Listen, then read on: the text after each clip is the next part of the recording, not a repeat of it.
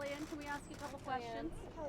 Does President Trump have a reaction to the Attorney General? Bill Barr has testified today, I believe, that he believed Director Mueller's objection was primarily to the media coverage, wink wink, of the letter. Well, no, they had a conversation, and the Attorney General is testifying as to that conversation today. But I think some people, respectfully, are starting to sound a little bit desperate, especially the partisans up on Capitol Hill. They must be mad at Bob Mueller for not doing their bidding and not producing the goods that they promised to the American people for 2.5 years. Russian asset, Russia collusion, criminal conspiracy, crimes. The job of a prosecutor is to refer a decline, referral of an indictment. It's that simple. There was no indictment referred. In fact, there was a declination of referral. And I know everybody wants to find something that's not there. Well, many people.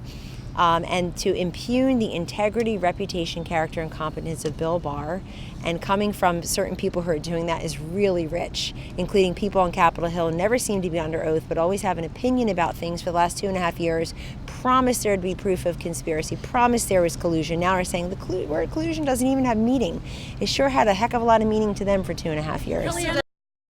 So Bill Barr is the Attorney General of the United States. I think people should start showing him some respect, and he addressed under oath today his opinion of some of the news reports that are out there.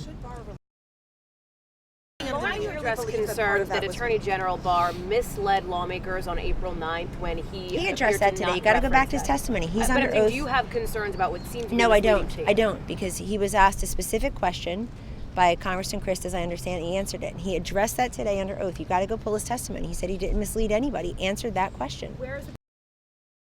Look, I know a lot of people are very disappointed in the Mueller team. They think they should have gone on longer. They should have waited to deliver the goods. They should have finished a job where Hillary failed, which is to keep Donald Trump out of the White House. In this case, to deny him staying here in the White House. They're upset. They thought that some of their friends and pals and allies would get the job done. That's not their job. Their job is not to do anybody's partisan bidding or to make fantasies written or talked about on cable TV true. Their job is to investigate, and they did. And their conclusions are in 448 pages. We're very sad that 3 million Venezuelans have fled the country to neighboring nations like Brazil and Colombia. They've had to leave home. They've been denied basic humanitarian needs like food and water and medicine. We've certainly have delivered those as we can. But you heard Ambassador Bolton out on the TV this morning. You've heard Secretary Pompeo. All options on the table. There's a 2 o'clock meeting today about next steps.